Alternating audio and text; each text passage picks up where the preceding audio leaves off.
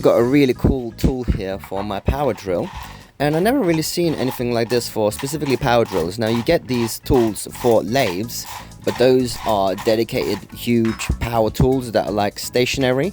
However, I really needed something like this for small usage or like sanding and buffing. Like you see, I got a ring here that is slightly too big, and I need to sand it down, and I didn't want to sand it by hand, so I thought, you know what, let's finally sort this out, because I didn't see any of these like lathe adapter tools. So I'm gonna call this a lathe chuck for power drills basically.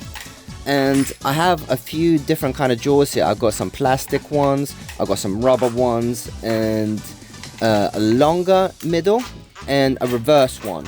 So this can fit objects from around 3mm to around 125, and you can see I just measured that ring and it was around 16.4 I believe, and I'm gonna sand it down with 120 grit first, going up to 240 and then 400.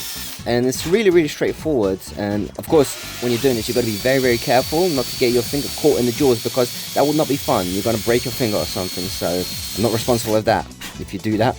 And measuring it now, it's around 16.6 to 16.7. I think actually it was 16.2, so increase the diameter by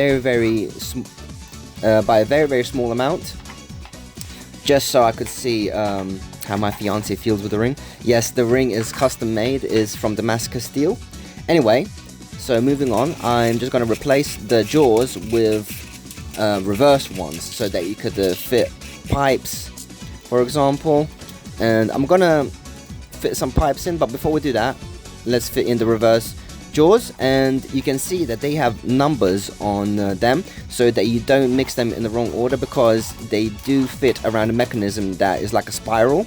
So if you fit them in the wrong order, they might not align correctly when fitted to the tightest point.